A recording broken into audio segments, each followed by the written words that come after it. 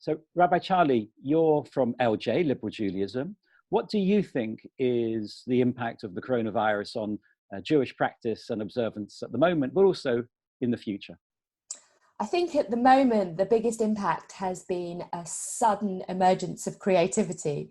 Is that all of our communities, whether they're large or small, have really put so much thought and energy into how to adapt and create new rituals, new practices, new ways of connecting with their communities. And that's a challenge. It's a challenge not only in being able to work out what's needed and to adapt. So usually we have huge amounts of planning for events or a service, whereas we're constantly changing. And I think that level of change is a real challenge, because what worked yesterday doesn't necessarily work today, and the situation is changing in terms of how people feel and what they need in that moment. And so our communities are having to adapt to that. What does that look like, Charlie? So that looks like that when it first began and people were doing services, they were very much still in the sanctuary and being recorded out. So you'd have one rabbi, possibly a rabbi and a musician, or a rabbi and a cantor taking the service. And it was very front-facing. People felt it was important to still see the sanctuary. Whereas now we're seeing much more the kitchen table style, and people going from a very formalized service to a much more creative service. People looking at shorter services, people looking at doing daily services even, which within the liberal tradition has not been so common, and actually half an hour every day. Or even we're finding that one of our rabbis is offering a musar, which is a much more meditative, ethical focused moment every day, is much more popular than perhaps a 2-hour service with a sermon and all the traditional things that go with it. And we're also very conscious that the people who are accessing our services are people who maybe never have accessed a service before. So how do you build a community and a congregation when actually there are people there that have never met each other face to face, that maybe have a really different experience of Judaism?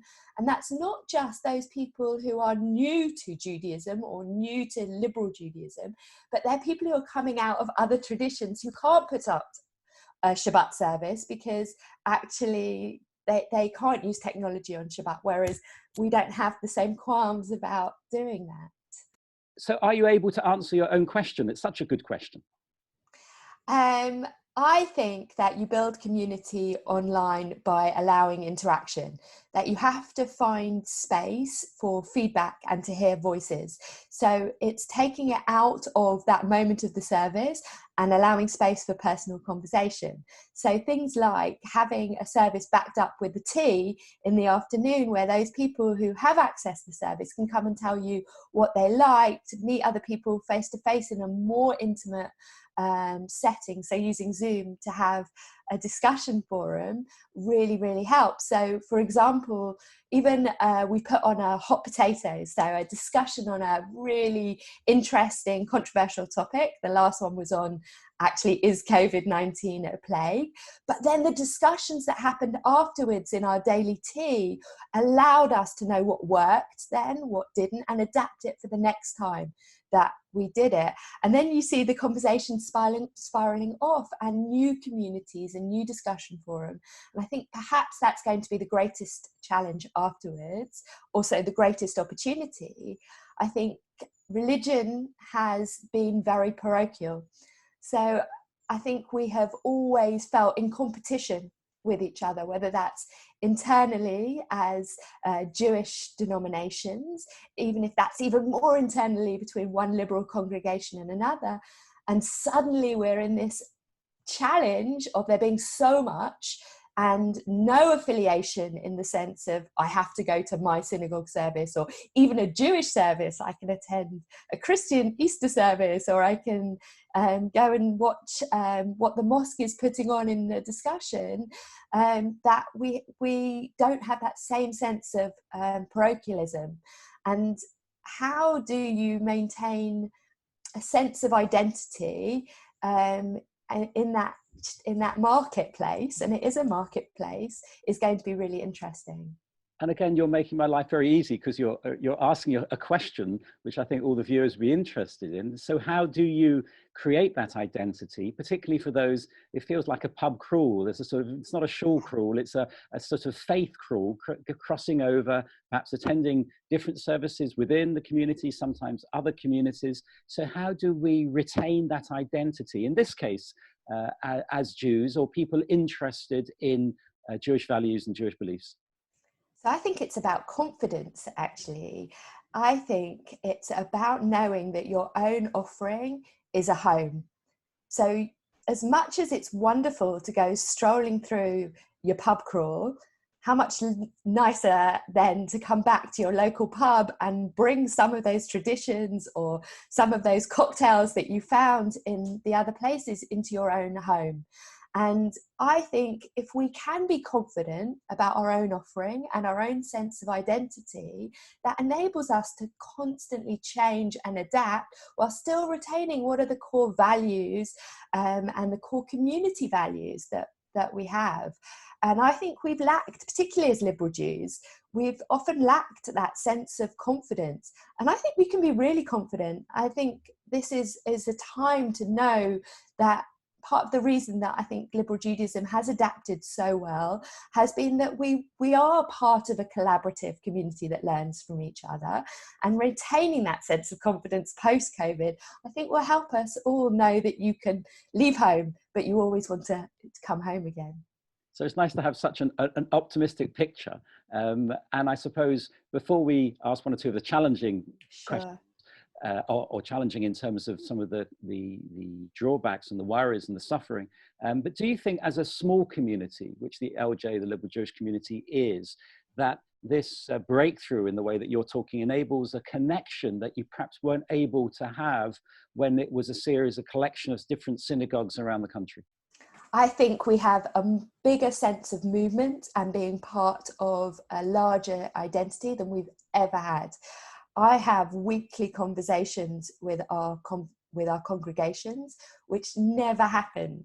And my chair in York is able to have a face-to-face conversation with the chair of Northwood and discuss the challenges, which just didn't happen before. And that sense of connection and being united by liberal Judaism, by the movement, is stronger than it's ever been.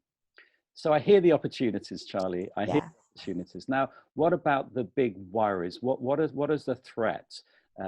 Obviously, there's the practical threat of people suffering, people dying, people being isolated and feeling very deprived, understandably. But from your perspective, and what can liberal Judaism do about that?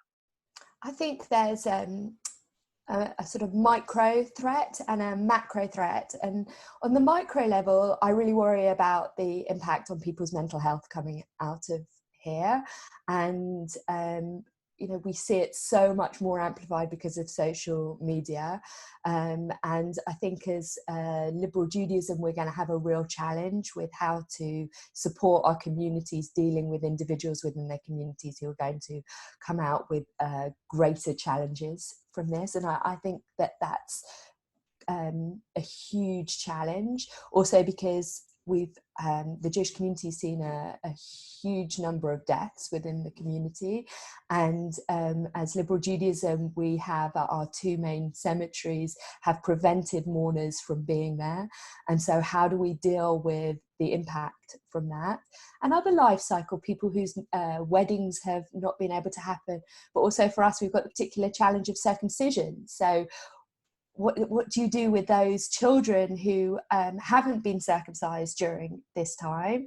And where's our position going to be? And are there going to be longer impacts on that? So I think those challenges around mental health are going to be very large for us, and I think are our responsibility as a Jewish community. On a macro level, I'm really interested in the challenge, interested is such a horrible word, I mean that in an engaged level, of how do we stop ourselves being insular? So how do we do social justice? How we're a prophetic voice still, not more than a voice, how we prophetic actions in a world that actually is forcing us to be quite insular. We're all worried about how do we get food, how do we keep ourselves healthy, which are really important. But at the same time, it's becoming increasingly evident that we have a real role to play in helping make our world more equal, and that there are societies outside our own that have been much more impacted, whether that's from lack of space, whether that's from lack of being able to stockpile food. Those challenges have come so much to the fore, and as a prophetic movement, and I think liberal Judaism is a prophetic movement that's always been at the fore of social justice, we are going to have a real responsibility to be able to not just think about that challenge, but be at the forefront of acting on that challenge. Rabbi Charley Baginsky, thank you very much. Thank you.